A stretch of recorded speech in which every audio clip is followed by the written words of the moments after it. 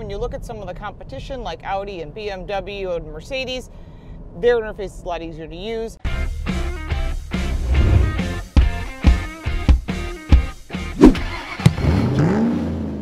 Well, it appears that every car manufacturer is producing a crossover, a compact crossover, and a subcompact crossover. Guess what? Lexus is in the mix as well. This is the 2019 Lexus UX. It has a very unique, aggressive shape, very urban, as they say, bold design. Remember, this vehicle is a subcompact crossover. What does it compete with? The BMW X1, the Audi Q3, and the Mercedes GLA. Now, it's not necessarily always about the look, it's about the performance and the interior and some of the cool safety features. One of the things I do want to note is there's only 18-inch wheels available on this vehicle. And starting at $34,000, it is a little less expensive than the Germans, but it does have a lot of safety and some really cool features inside. Let's take it for a drive. In half of the United States, it gets really cold, and here in Buffalo, it gets really cold. And one of the things I always recommend is snow tires and all-wheel drive. And guess what? The UX 200 has both. They delivered the vehicle to me with Bridgestone Blizzaks. Yes, thank you, Bridgestone. Excellent tires and one of my favorite tires for the winter.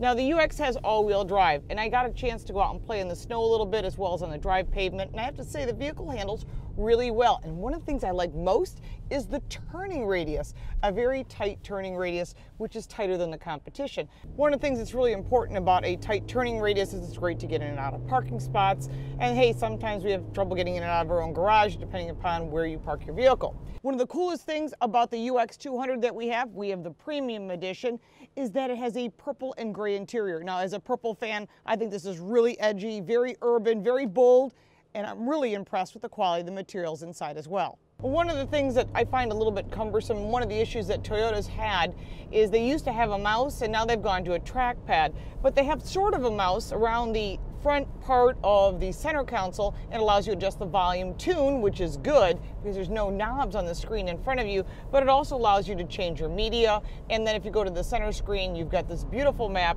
and of course a menu for all your items. It's still a little cumbersome when you look at some of the competition like Audi and BMW and Mercedes.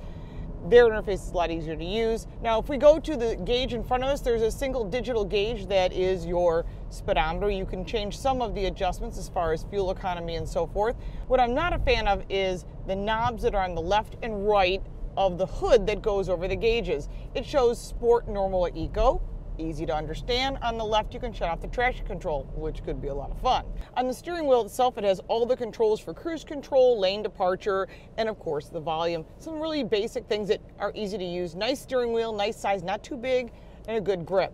Going to the center stack, we've got the clock, which I really like from Lexus, of course, your big screen, your vents going down to your climate control, and yes, they're here. They're not built into the screen, which makes it more difficult, like some of the other brands have. You've got a slot for your CD radio, which this vehicle, which is the premium, it included. Heated seats, 3-stage, cooled 3-stage. But this particular model we have doesn't have a heated steering wheel. It's 10 degrees outside, so I'm wearing gloves. You got to work with what you got. There are 6 trim levels available on the UX. This is the UX 200 Premium, and as an option, you can get the kick to open. You just put your leg underneath.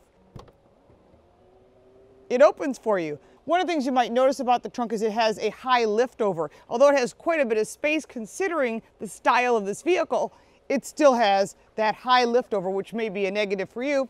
Kind of was for me, but it does keep everything in the trunk, nothing slides out. The Lexus UX comes in 10 different exterior colors, and some of them are pretty hot to go along with that bold and edgy design. I have to say that this vehicle is a lot of fun to drive. We get to use these vehicles for a week, so we really get a chance to see what it's like to drive them. The UX is all-wheel drive, and it has a lot of great features. But think about this. Price point to price point, you really have to look at all the variables included, but I highly suggest taking the UX for a drive and checking out all the different options. Overall, the UX is a great competitor in this market segment, and I suggest you take it for a drive. If you want to see our most recent upload, just click right up there. If you want to see what YouTube suggests, just click right down there, and if you want to subscribe, just click right over there. We have driven all the competitors too. Make sure to check them out. Thank you so much for watching, and we'll see you next time.